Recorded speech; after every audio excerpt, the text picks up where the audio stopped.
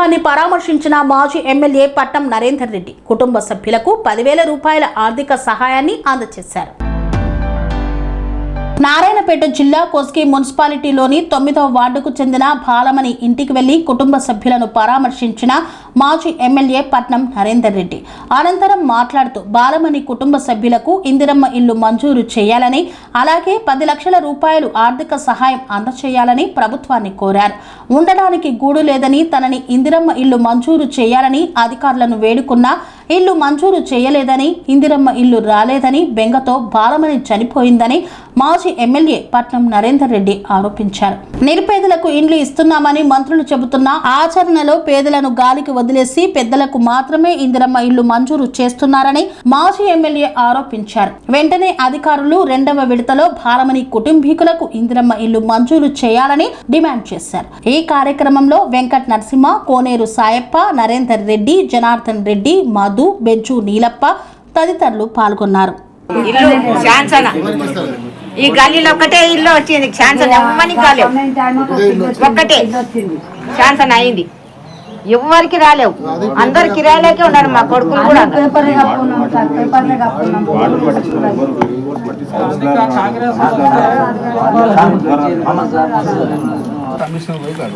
ఇవ్వకపోతే మళ్ళీ చెప్పు, లేకపోతే ముఖ్యమంత్రికే మాట్లాడు. డైరెక్ట్ ముఖ్యమంత్రి ఏమో మరి ఏం చెప్తున్నాడు, మొత్తం పేదోళ్ళకి ఇస్తాను, లేని వాళ్ళకి ఇస్తున్నా, ఫస్ట్ వాళ్ళకి ఇస్తున్నాను. చెప్పుడేమో అట్లా చెప్పుడు చేతలు లేవు, చెప్పుడే ఉన్నది. ఫస్ట్ మీకు ఇవ్వాలి, అసలు ఫస్ట్ విడతల మీకు ఇవ్వాలి. మీకు ఎందుకు ఇవ్వాలి ఫస్ట్ విడతల? సెకండ్ విడతలు ఎందుకు ఇస్తాడు? అప్పుడే ఇవ్వాలి కదా. మీ అమ్మ కాకపోతే ఇదేమైంది, ఇంతకుముందు కమిటీ చేసారు వాళ్ళకి అనుకూలంగా ఉన్న వాళ్ళని వాళ్ళకి ఉన్న వాళ్ళకి అన్ని ఇచ్చారు. ఫస్ట్ ఇవ్వాలి కదా.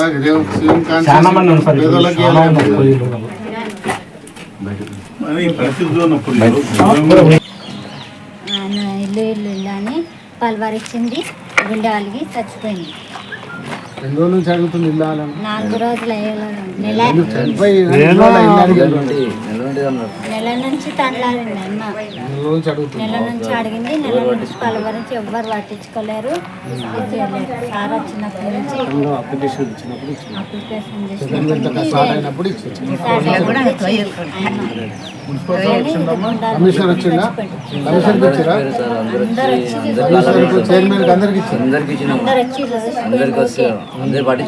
పట్టించుకోలేరు మా గురించి.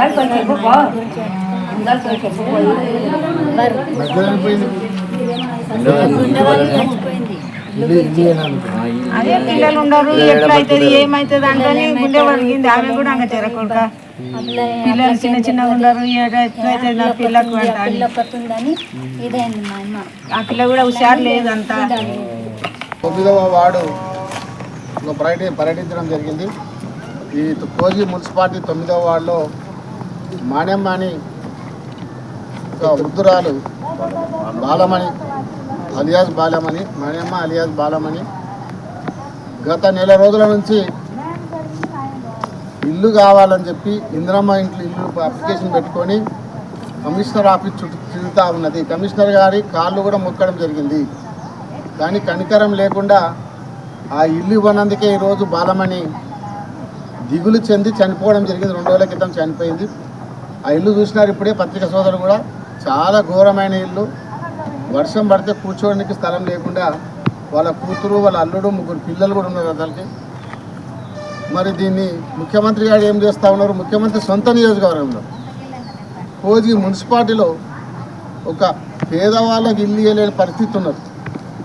మరి ఇక్కడ మున్సిపల్ చైర్మన్ ఏం చేస్తారు, కమిషనర్ గారు ఏం చేస్తారు?